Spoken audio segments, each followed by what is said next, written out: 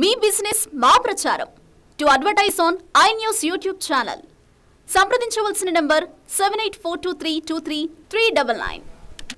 China high power microwave weapons ను తయారు చేసిందా? దీని వెనుక తైవాన్ టార్గెట్ గా వ్యూహం ఉందన్న వాదనలు ఇప్పుడు హాట్ టాపిక్ గా మారాయి. ఈ నేపథ్యంలో ఏమిటి హై పవర్ మైక్రోవేవ్ వెపన్స్? దీని ప్రత్యేకతలు ఏమిటి? దీనివల్ల ప్రపంచ దేశాలకు, ముఖ్యంగా డ్రాగన్ తో కయ్యంలో ఉన్న దేశాలకు పొంచి ఉన్న ప్రమాదం ఏమిటి అన్నది ఆసక్తి రేకెత్తిస్తుంది.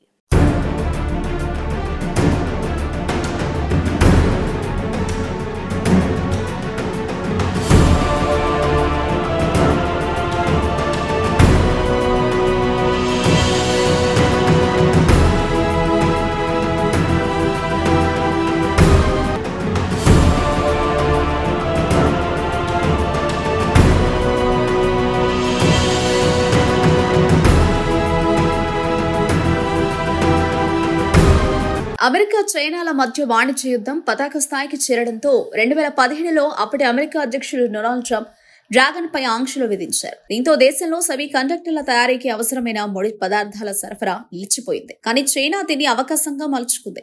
అప్పుడు తనకు కలిగిన ఇబ్బందిని సవాల్గా తీసుకుని చైనా టెక్నాలజీని అభివృద్ధి చేసింది. దీని సాయంతో ప్రస్తుతం అధునాతన శక్తివంతమైన ఆయుధాన్ని తయారు చేసి ప్రపంచాన్ని ఆశ్చర్యానికి గురి చేసింది. శాస్త్ర సాంకేతిక ఆవిష్కరణలో చైనా పరిశోధకులు మరోసారి తమ సామర్థ్యాన్ని చాటుకున్నారు.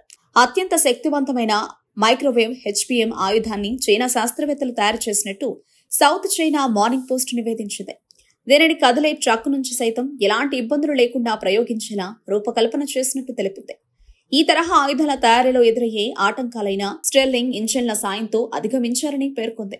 థర్మల్ శక్తిని యాంత్రిక శక్తిగా మార్చడానికి 4 కాంపాక్ట్ స్టెర్లింగ్ ఇంజిన్లను వాడారని, ఇది డ్రోన్లు, యుద్ధ విమానాలు, ఉపగ్రహాలను తటస్థీకరించే శక్తివంతమైన తరంగాలను విడుదల చేస్తోందని వెల్లడించింది.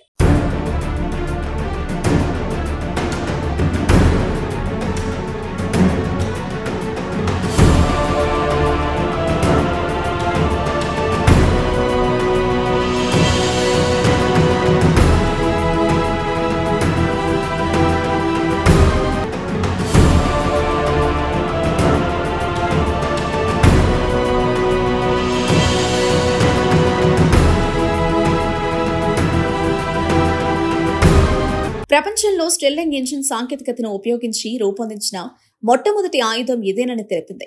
ఈ ఆయుధం సూపర్ కండక్టింగ్ కాయిల్ 4 టెస్లాల వరకు అయస్కాంత క్షేత్రాన్ని ఉత్పత్తి చేయగలదు. ఇది ఇప్పటికే ఉన్న సాంకేతికతలతో పోలిస్తే శక్తి వినియోగాన్ని గణనీయంగా తగ్గిస్తుంది. ఈ వ్యవస్థ 4 గంటల పాటు నిరంతరాయంగా పనిచేయగలదు. మైక్రోవేవ్ వెపన్స్ ను వినియోగించడానికి సాధారణంగా అయ్యే శక్తిలో 5వ వంతు మాత్రమే వినియోగించుకుంటుంది. గత ఏడాది అక్టోబర్లో హమాస్ మిలిటెంట్లు ఇజ్రాయెల్ వాచ్ టవర్లు సెక్యూరిటీ కెమెరాలపై డ్రోన్లతో మెరుపు దాడులు చేసిన విషయం తెలిసిందే. ఈ దాడిలో వాచ్ టవర్లు కూలిపోయి సెక్యూరిటీ కెమెరాలు ధ్వంసం కావడంతో అసలేం జరుగుతుందో తెలుసుకోవడానికే ఇజ్రాయెల్ భద్రతా సిబ్బందికి చాలా సమయం పట్టింది. ఈలోగా ముష్కరులు సరిహద్దులు దాటొచ్చి మారణకాండను సాగించారు. ఈ డ్రోన్ల గుంపులను ఎదుర్కొని నాశనం చేసే సత్తా కలిగిన ఆయుధాలే హై పవర్ మైక్రోవేవ్ వెపన్స్. ఈ డ్రోన్లు పెద్ద సంఖ్యలో ప్రయోగిస్తే వాటిపై శక్తివంతమైన విద్యుత్ అయస్కాంత తరంగాలను ప్రసరింపజేసి ఎలక్ట్రిక్ వ్యవస్థలను నిర్వీర్యం చేస్తాయి. దీంతో ఆ డ్రోన్లు వాటంతటా అవే శక్తిహీనమవుతాయి.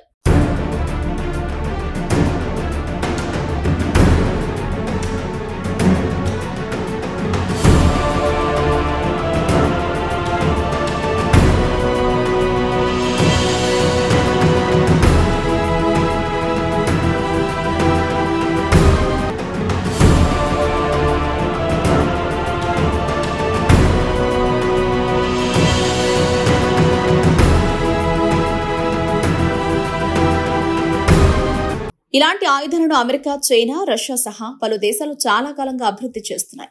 అయితే ప్రస్తుతం చైనా తయారు చేసినట్టు చెబుతున్న ఆయుధం డ్రోన్లనే కాక శత్రువుల యుద్ధ విమానాలు, ఉపగ్రహాలను సైతం నిర్వీర్యం చేస్తుందని చెబుతున్నారు. సులభంగా ఒక ట్రక్కులో అవసరమైన చోటికి తీసుకెళ్లి ఉపయోగించవచ్చని, ప్రయాణంలో కూడా ఉపయోగించవచ్చని చైనా శాస్త్రవేత్తలు అంటున్నారు. కానీ పూర్తి స్థాయి వినియోగానికి ఇంకా కొంత సమయం పడుతుందని పరిశోధకులు పేర్కొన్నారు. ప్రస్తుతానికి ఈ వెపన్ ప్రాథమిక స్థాయిలోనే ఉందని, దాన్ని మరింత అభివృద్ధి చేయాల్సిన అవసరం ఉందని వారు అభిప్రాయపడుతున్నారు. ఈ లేజర్ HPMలతో సహా స్వీయ ఎనర్జీ ఆయుధాలు భవిష్యత్తులో యాంటీ డ్రోన్, యాంటీ శాటిలైట్ ఆయుధాలుగా పరిగణించబడతాయి. అయినప్పటికీ HPMలు తక్కువ సామర్థ్యం, పరిమితి పరిధి వంటి సవాళ్లను ఎదుర్కొంటున్నాయి.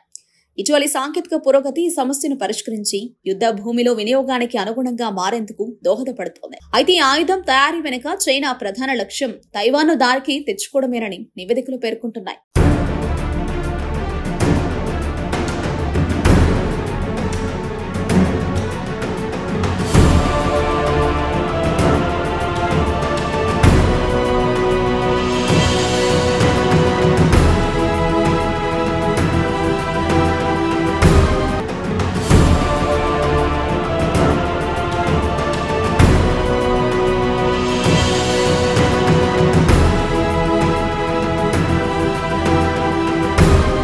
తైవాన్లో బలమైన రాజకీయ నాయకత్వం, సామాజిక ఐక్యత తమ దండయాత్రకు ప్రతికూలంగా మారిందని చైనా భావిస్తోంది.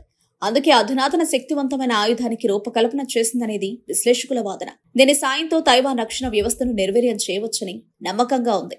ఇదిలా ఉంటే తైవాన్ సైన్యం అర్బన్ వార్ఫేర్ కోసం సిద్ధమవుతోంది. దాని అసమాన యుద్ధ సామర్థ్యాలను మెరుగుపరుచుకుంటోంది. దీంతో చైనా ఈ ఆయుధాల తయారీకి పూనుకుందన్న వాదనలు సర్వత్రా వెల్లువెత్తుతున్నాయి. ఇప్పటికే తైవాన్ పై బెలూన్లతో నిఘా పెట్టిన చైనా తైవాన్ దేశీయ ఆయుధ పరిశ్రమను బలోపేతం చేయడాన్ని గమనించిందని, అందుకే మరీ ముఖ్యంగా డ్రోన్లను నిర్వీర్యం చేసేందుకే ఈ మైక్రోవేవ్ వెపన్స్ ను తయారు చేస్తుందని నిపుణులు భావిస్తున్నారు. అంతేకాక తైవాన్ కు ఇప్పుడు అగ్రరాజ్యం మద్దతు పలుకుతున్నందున పూర్తి స్థాయిలో దాడికి సిద్ధం కావాలని చైనా భావిస్తోందని సమాచారం. అయితే ఒక్క తైవాన్ పైనే కాక సరిహద్దులో వివాదాలున్న దేశాలపైన దీన్ని ప్రయోగించే అవకాశం ఉందన్న అభిప్రాయాలు సైతం వినిపిస్తున్నాయి.